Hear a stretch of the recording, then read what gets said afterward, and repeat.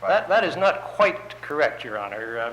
And going back to 1919, and I'm talking about then and not some later time, every federal bank, including edge banks, were tax exempt up to a point and were taxable beyond that point. The point varied somewhat. National banks, for example, in 1919 were subject to real estate taxes, but to no other taxes. The same for the Federal Reserve banks, the same for the federal land banks. There was no federal bank of any sort in 1919 that was subject to unrestricted state or local taxation. This was an established federal policy, and I submit to this court there is no evidence in the EDGE Act or in its legislative history that Congress intended to change this policy in the case of edge banks. Quite the contrary. The legislative history is full of references to the taxation of other kinds of banks with a clear indication that Congress intended that edge banks would be pretty much treated the same as the other. That is, they'd be taxed, but only on a limited basis. And the limitation was they're taxed here at the home office and not elsewhere where they may be doing business. Where do we find an intention to limit the tax? In the words of the statute. Nowhere else. Yes, I think the legislative history shows this. I think that's so. Is there an expression in the legislative history that we intend to permit this tax only of the home office and not of any other facet? I do not find those words in the legislative history. So then it could correct. be said that those are not words of limitation then, but No, I only don't think- authorization as to one particular kind of tax. Not at all. No, I think the whole purport of the discussion on the floor of Congress, and most of the legislative history is from the congressional records, the debates on the floor. We do not have authoritative committee reports that spell this thing out, so that we're at some disadvantage there. But the whole purport here was to find out what was the tax situation for national banks, for the Federal Reserve banks, and so forth. And let's write something like that for the edge banks. Now, there were conflicting views, and as usual with Congress, you had a compromise. And the compromise, I submit, is inherent in the words of this statute, namely that the tax will be by the home office state and by none other. The legislative history, and I think this is evident more generally, clearly shows that the EDGE Act was patterned on aspects of the National Bank Act. In fact, there's I think a revealing comment from the floor of the Congress where one of the authors of the EDGE Act described it as a new national banking act for banks specializing in foreign trade. The members of the committee that wrote Section 627, that was written in the House, in the Banking Committee, not in the Senate, where the act originated. It was said in so many words, we're copying this from the National Bank Act, by which they clearly meant Section 5219 of the revised statutes.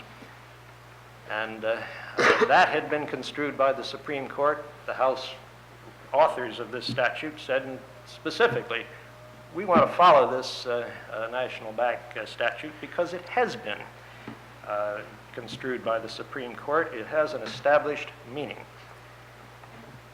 Now here's what 5219 said, and all that it said about the taxation of national banks. It says, nothing herein shall be construed to exempt the real property of associations, that is of national banks, from either state, county, or municipal taxes to the same extent according to its value as other real property is taxed. Notice that 5219 didn't purport to exempt national banks from taxation. All it purported to do was to authorize the states to tax their real estate. Nevertheless, in the Owensboro case in 1899 and the Bank of California case in 1919, decided only about 8 months before the EDGE bill was debated in Congress, the Supreme Court held that 5219 provided the exclusive rule governing the taxation of national banks, and therefore the national banks were exempt from all taxes except taxes on their real estate. Now let me just quote one sentence from that decision in the Bank of California case. It said, the Supreme Court said, Section 5219 was intended to comprehensively control the subject with which it dealt, and thus to furnish the exclusive rule governing state taxation. Now, as I said, the legislative history of the Edge Act shows that this was the statute that was used as a model when 627 was written.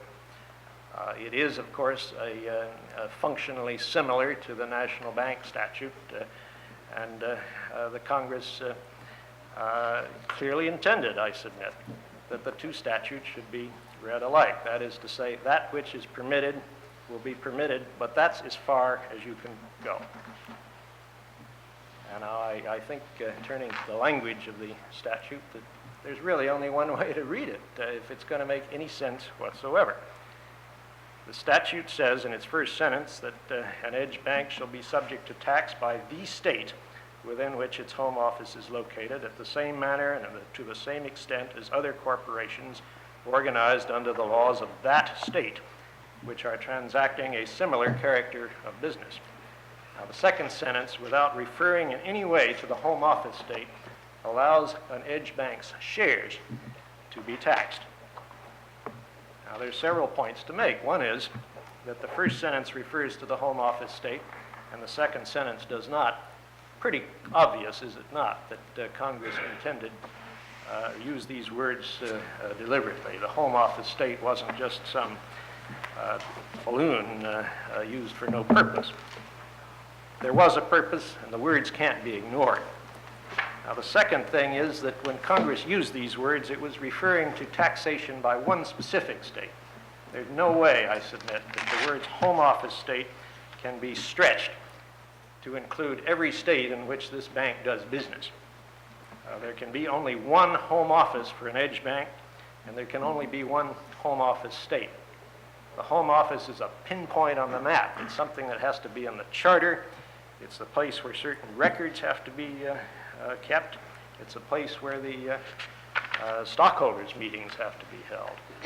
It would be totally inconsistent with the entire structure of the Edge Act to say that a home office means something other than the place where this particular office is located.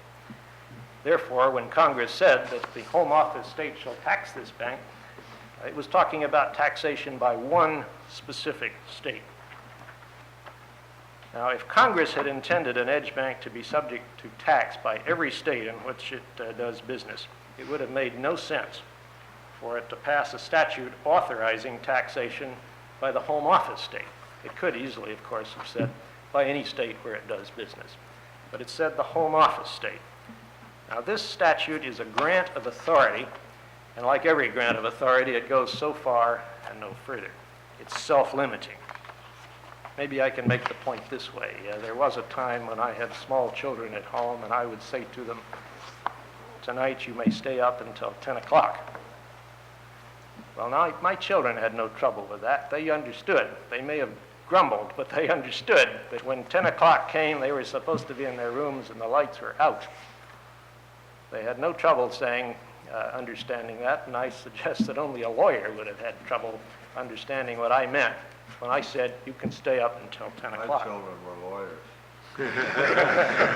Early 80s. That came later, Your Honor. No, really. Thank Let you me very much, Mr. Kane. Thank you, Your Honor. Mr. Hamilton? Yes, Your Honor. May it please the Court.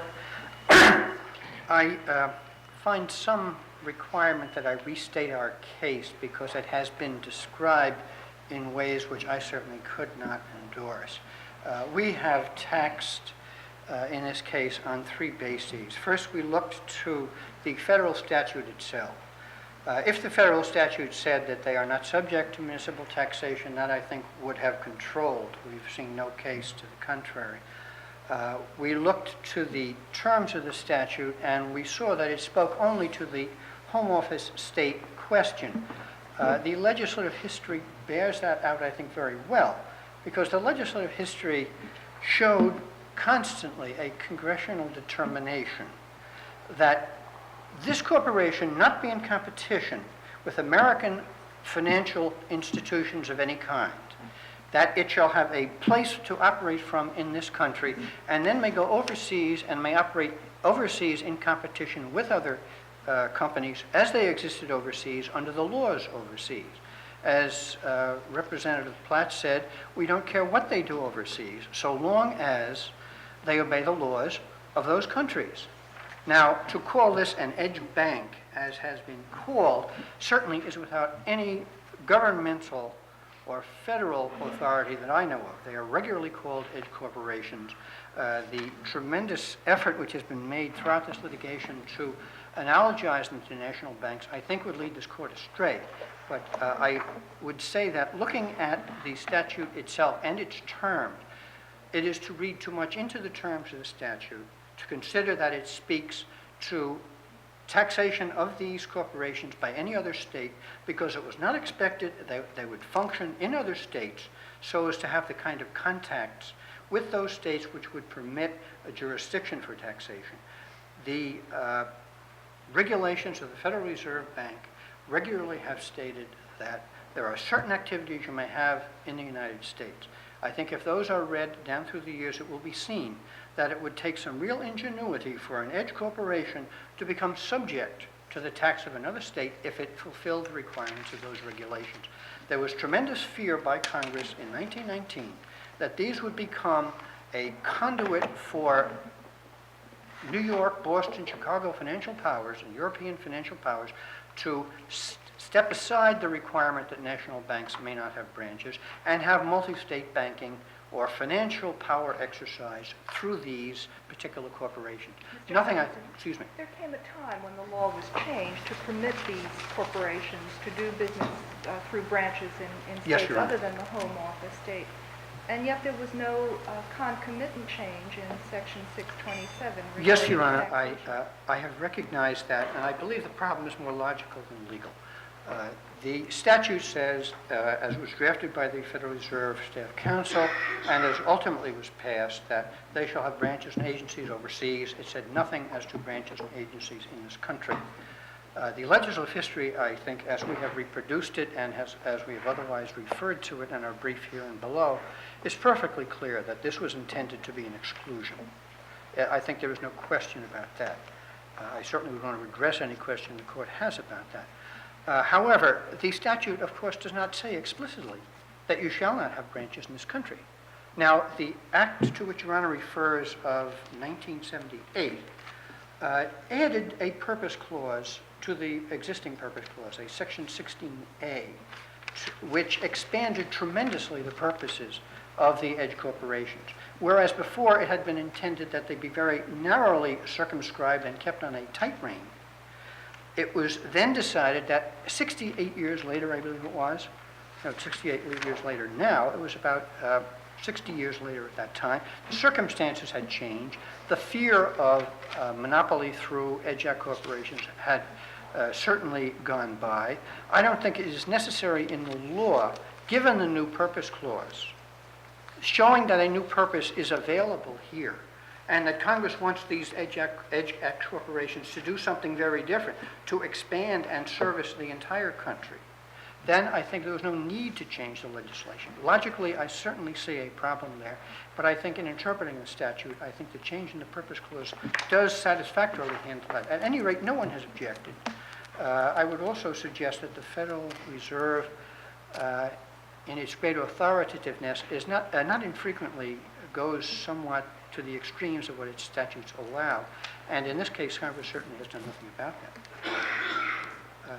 The second question which has been raised is one in which we have a very thorough disagreement. It is on the legislative history. I would suggest that the legislative history on the question before this court is very short. On page 1 of our appendix, there is a question by Senator Cummins asking, why don't you have something in this about municipal taxation? And Senator Edge, who said later he is not a lawyer, said that the staff counsel told me if we say nothing, they'll be taxed by every authority which can tax. Senator Cummins very properly raised the McCullough question. This was a question out of order, and the debate was then taken up in order when Senator Grana's amendment was treated in the third page of our appendix.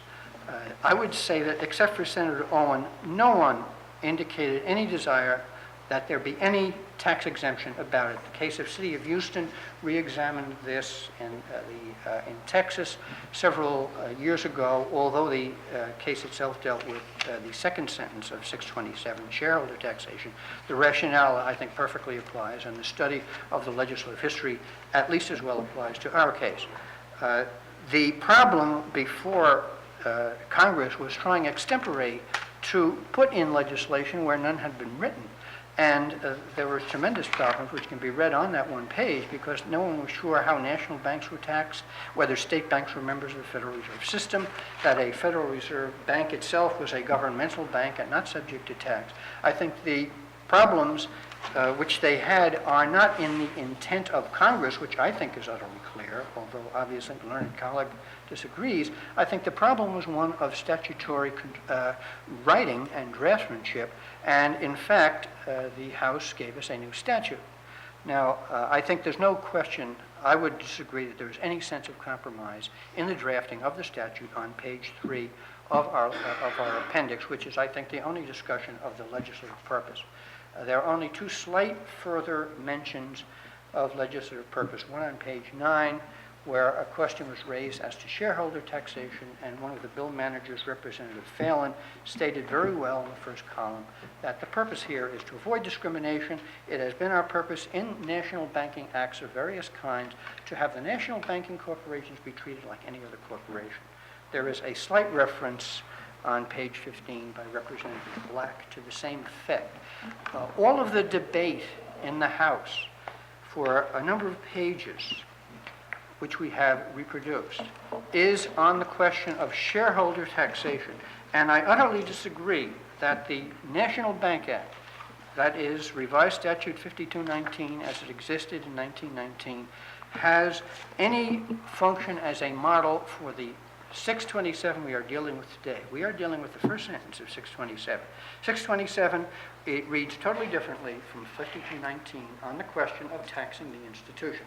I agree that 5219 and 627 are very much alike on shareholder taxation.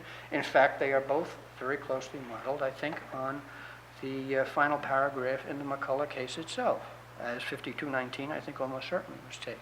You would say that the words of 627 by the state within which its home office is located, that's superfluous today. No, well, Your Honor, in 1919, it was by no means superfluous. Today, if it were written today, I would have problems with it, because banks do operate in a very different way than they did now. But you're asking us to just read that out of the statute. No, I'm not, Your Honor. I think that this statute, the first sentence, is the congressional determination of what should be done with the home office state. My third point was that our taxing authority, the Department of Finance, said that we are not controlled by the statute. This statute does not speak to this circumstance which first began to appear in 1979. We therefore have to look to general constitutional law, and we do not find that we're absent a legislative provision, that there is any reason why we cannot tax these people. The rationale for that, I think, was perfectly stated by this court itself in 1967 in the case Liberty National Bank against Biscaglia. I would adopt that case as part of my own brief if it were possible. That case was technically overruled by the U.S. Supreme Court the next year in First Agricultural, but I think this court must look to the rationale for overturning it. The rationale for overturning it is utterly limited to national banks. The rationale said that the statutes down through the years and the many court decisions down through the years have treated this section, excuse me, 5219 as being the provision by which national banks are to be taxed. This is now the law. There is no way we can recreate the law in this court. It is a legislative act to say that these banks have lost their their status as federal instrumentalities. I would remind the court that in 1864, when these national banks were first begun, they were currency issuing banks. And there was, if you read the statute, a tremendous control by the federal government in preserving these this legal tender which they issued, because this was the Civil War emergency, and there was a tremendous emergency by the federal government in finding legal tender. They had run out of monetary gold and silver. The fiat money the federal government issued in 1862, the greenbacks were highly depreciated and were almost a joke, so that by emergency, to fulfill a tremendous federal function, the national banks were created. However, down through the years, as this court noted in Liberty National, and as the three-judge minority in First Agricultural noted, things have changed tremendously down through the years. They are no longer federal instrumentalities. All the majority said in First Agricultural was that we cannot change what is now established law. Now, there are a number of points which have been raised, which I obviously cannot all go into. I would suggest, though, that the two cases, Owensboro and Bank of California, which have stated a rule for national banks that there must be express federal approval. Those, I think, certainly should be limited to national banks.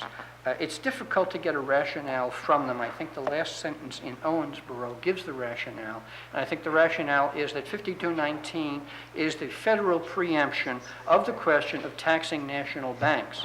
The reason for that was, as can be seen in both those cases, that the states were using ingenious means to tax these banks, and both those cases are real mind twisters in the ways in which the banks it was sought to tax not the stockholders, but the banks themselves. The court did not want to go through these tremendously convoluted arguments anymore and said, look, if you can't follow this system, it's a good working system, you either follow it or you don't have it. Now, as to admitting that it was a national bank, which has rather disturbed me, our referee said that in his preliminary ruling that they are subject to tax under A7, I think, of 37.2. That was not a reference to national banks. That was a reference to any bank founded by the federal government. On page 11 of petitioner's brief, they've mistakenly referred to that as A3, which is a reference to national bank. There's nothing, I submit, in the referee's decision which indicates that we're taxing these as national banks. They are not banks. The legislative history is very clear that they're not banks.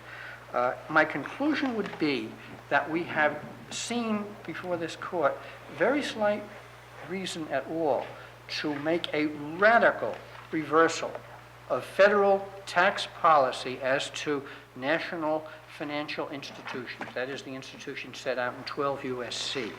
Obviously, this would be a tremendously radical change. It's almost an impossible beatitude to think that a corporation would not be subject to any municipal tax in 49 states, which would be the effect if petitioner prevailed. I think certainly for any finding of federal policy to be found, you would have to see not only a very clear statutory authorization to that effect, but you would also want to see something in the legislative history which could be read behind it. This Act 627, until 1979, had no such effect. There was nothing in the Act of 1978 which would appear to have such effect, and I believe that such a radical change would so run counter to legal policy and legislative policy that this court should give the most serious consideration before it admits the argument which has been made here. Thank you. Thank you very much, Mr. Calhoun. All please rise. Hear ye, hear ye, hear ye. All persons having any further business before this Court of Appeals, held in and for the state of New York, may depart hence and appear here tomorrow afternoon at 2 o'clock, to which time this court now stands adjourned.